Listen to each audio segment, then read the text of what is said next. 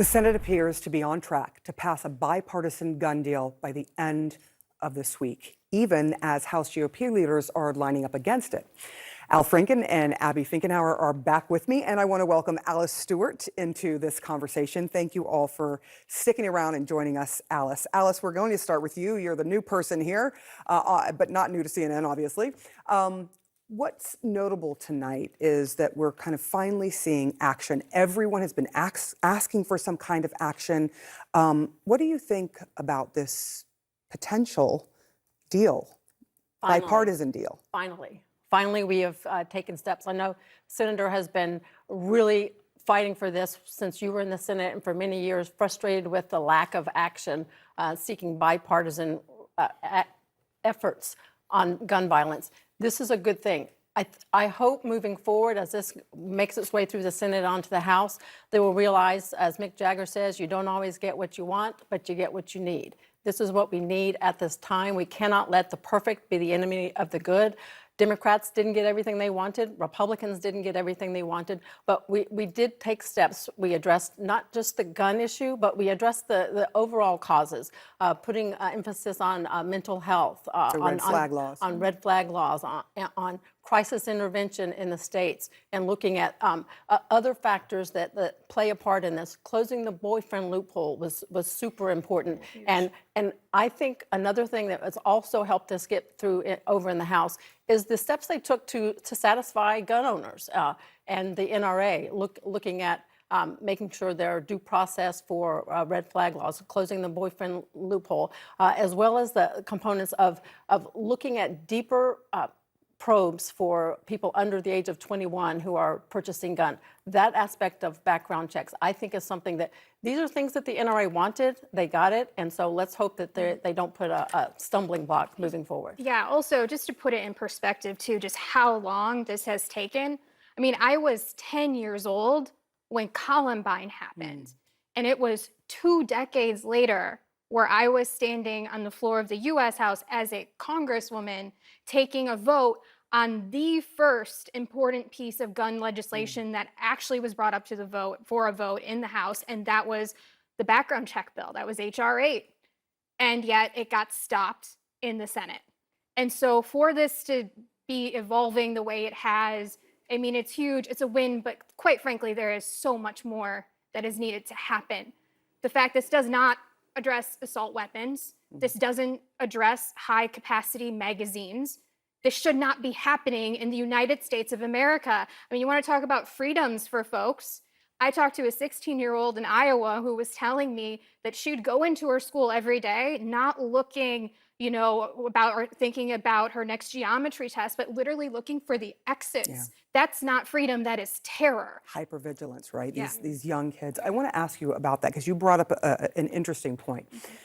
Let's say this does go through and get passed this week or even next week, but let's say it gets passed this week. Is it enough? And is there any possibility that further steps are taken? Because once it's done, sometimes what happens, I will put this, for lack of a better word, with your people in Congress, is that they say, hey, we did this. We did something. Moving on. Well, there's going to be more shootings. We know that. This is good. 2 days after the shooting, I was on a podcast. I said, it's going to be not enough at all, but I want something bipartisan. And thank goodness. Now, 10 years ago, after Sandy Hook, I was there, we got nothing done, which shocked me. The NRA scored the background check, the Manchin Toomey, and that's why we lost that. The NRA, I understand, is fighting this, and they're going to lose. And I think that's a really good sign. This is really good, and some of these provisions will save lives.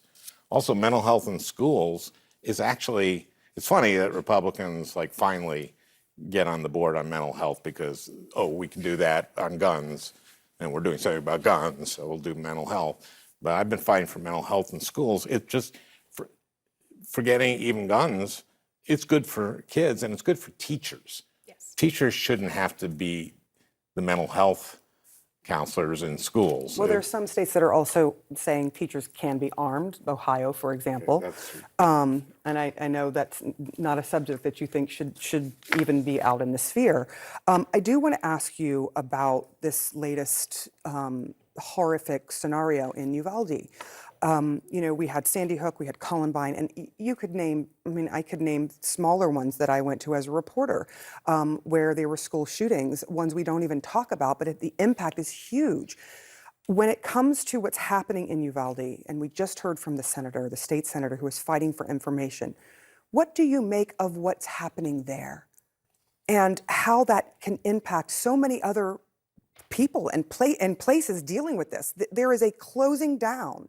I want to show you some of the things that happened. The Uvalde officials have changed their story so many times, it's hard to keep it straight.